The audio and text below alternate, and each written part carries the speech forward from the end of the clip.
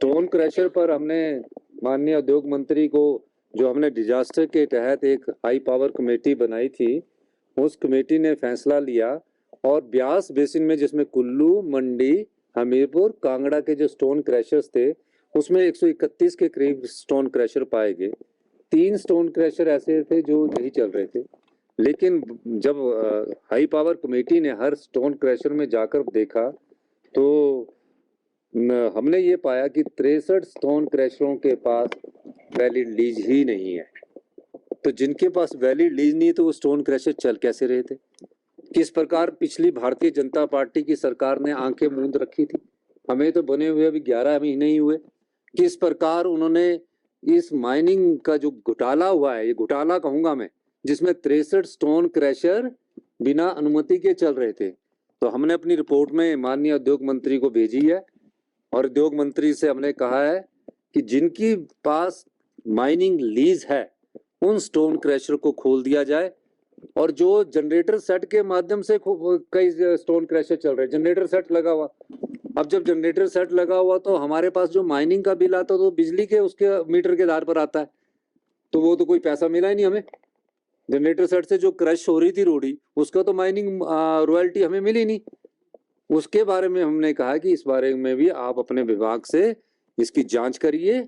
और ये भी कहा है कि जिसकी भी वैलिड परमिशन है और कुछ कमियां, उस कमियों को अगर दूर किया जाता तो उन स्टोन क्रशरों को भी आप खोलिए और उसको सिंगल विंडो के तहत हम अभी लाने के प्रयास कर रहे हैं। ये तो इस बेसिन में पता लगा है। अभी तो हमें ये पता करना कि हिमाचल प्रदेश के और इलाकों में जिनकी लीज ही नहीं है और स्टोन क्रशर चल रहे हैं और उसकी रॉयल्टी माइनिंग डिपार्टमेंट को नहीं मिल रही है। इस बारे में मैंने और उद्योग मंत्री जी ने चर्चा की है। हम चाहेंगे कि जिन्होंने भी माइनिंग की है, चाहे वो कैप्टिव वाले हैं चाहे दूसरे स्टोन क्रशर है, उसकी रॉयल्टी सरकार के खजाने में जमा करवाए। इस दृष्टि से हमारी सरकार की विशेषता है। ये अभी तो हमने तो अभी देखा है, तो हमने तो अभी वो देखा, अब उद्योग विभाग इसको देखेगा कि कब से इनकी लीज कैंसिल है, कब से लीज नहीं मिली है और क्यों ऐसे चल रहे थे। तो ये तो 4 डिस्ट्रिक्ट का है, तो हमने, मुझे हर्षवर्धन चौहान जी ने कहा कि मैं और डिस्ट्रिक्टों की भी पता करता हूँ कि क्या इनकी लीज खत्म हो गई है और उस लीज के आधार पर क्या स्टोन क्रशर चल रहे हैं, क्यों चल रहे हैं। ये भी तकरीबन मेरा ख्याल है कि 50-100 करोड़ रुपए का राजस्व नुकसान तो हुआ है पिछले 5 साल में जो भारतीय जनता पार्टी। अभी तो हमने इसमें स्टडी नहीं किया, लेकिन मेरा ये मानना है कि जिनकी लीज नहीं है, मैं सभी स्टोन क्रशरों से कहना चाहता हूँ वो अपनी लीज को रिन्यू करे।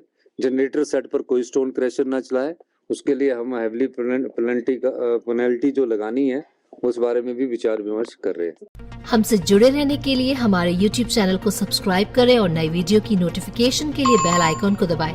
अगर आप ये वीडियो Facebook पर देख रहे हैं तो लाइक जरूर करें और ज्यादा से ज्यादा शेयर करें। इसी तरह के और भी अपडेट्स के लिए फॉलो करें हमारा Instagram पेज himachal.kesri।